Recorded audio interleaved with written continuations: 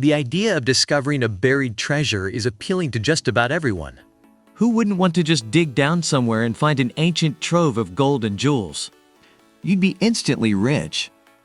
For a very long time, this was how the world at large viewed the situation. If it's buried underground, no one really owns it, right? But that's not really how things work. In many cases, these ancient relics that are being dug up belong to the government of the country from which they've been taken.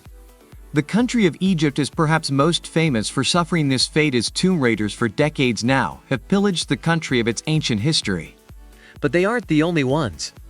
There are many cases of ancient relics that have been purloined over the years. Number 10. Pompeis Curse. Not every ancient relic is stolen by an Indiana Jones-style archaeologist or roving gangs of miscreants. Just look at the Canadian woman identified only as Nicole. 15 years ago, she visited Pompeii.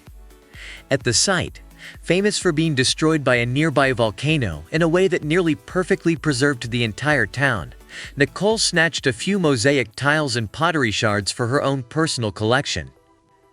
This was very much against the law, but she felt like she wanted some souvenirs from the ancient city. Number 9. The Rosetta Stone. The Rosetta Stone is so famous that there's a piece of software named after it. Arguably one of the most famous exhibits in the British Museum, it was key in helping researchers learn how to read ancient Egyptian hieroglyphs. Because the stone features the same decree, written in 3 different styles of writing, including hieroglyphs, ancient Greek, and Demotic, which was the native language of the Egyptian people, it serves as a blueprint for translating ancient languages. Number 8. The Elgin Marbles. The British Museum in London houses many Greek sculptures, better known as the Elgin Marbles. These date back to the 5th century, and many of them were removed from the Parthenon at Athens before being shipped to England sometime between 1799 and 1803. Thomas Bruce, the 7th Lord Elgin, was the British ambassador to the Ottoman Empire during that time, and that is who was occupying Greece from 1458 until the 1820s. Number 7. The Bust of Nefertiti? Nefertiti was an Egyptian queen and the great royal wife of the pharaoh Akhenaten. She lived from 1370 to 1330 BC. The two of them oversaw a religious shift in the country that dropped for the pantheon of multiple gods and saw the people begin to worship one single god, Aten. It was a period of great wealth and prosperity in Egypt, and it's also believed that Nefertiti herself ruled Egypt after her husband's death. Number 6. Great Zimbabwe Bird. Although geographically, Zimbabwe has existed for a long time by that name, the country has only existed since 1980. Previously, it was known as the country of Rhodesia, named for Cecil Rhodes, who claimed the country under imperial rule and was responsible for colonialism in Zimbabwe.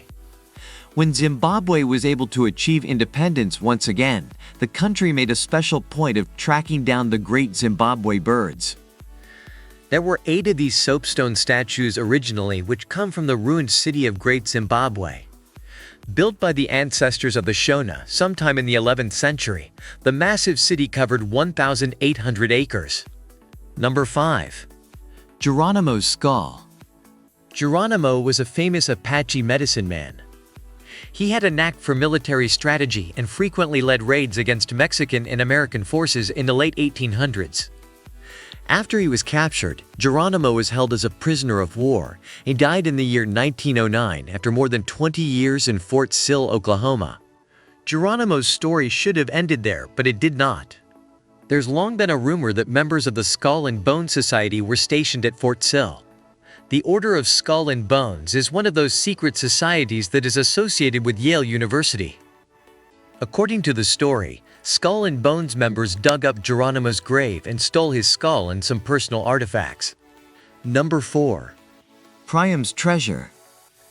Few countries have suffered more from robbers and plunderers than Turkey.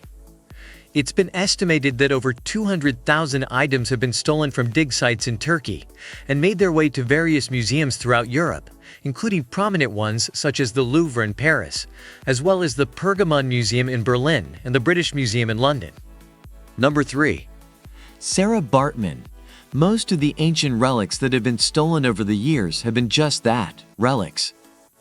But one of the saddest and most unusual cases of an ancient artifact being stolen relates to the tale of Sarah Bartman. Sarah Bartman was thought to have been born in South Africa back in 1789. She had been a servant in Cape Town when she signed a contract with an English ship surgeon named William Dunlop. Bartman was illiterate and likely had no idea what she was signing at the time. Number 2. The mummy of Ramses, the first identifying ancient relics, can be difficult sometimes, especially in the case of ancient Egyptian mummies. Identifying who is not always easy and occasionally leads to surprises.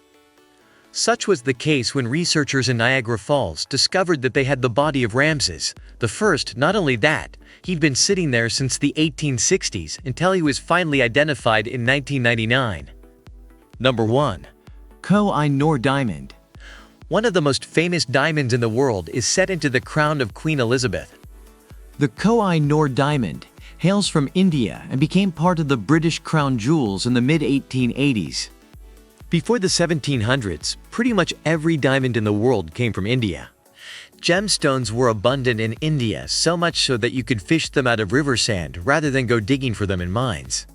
The first written record of the Koh-i-Noor diamond comes from 1628. Mughal ruler Shah Jahan made himself a jewel-encrusted throne inspired by King Solomon's from the Bible. After 7 years of construction and 4 times as much money as was put into the Taj Mahal, there were 2 giant gems set into it. The Timur ruby and the Koh-i-Noor diamond. The diamond was the crown of the throne in the head of a giant gemstone peacock.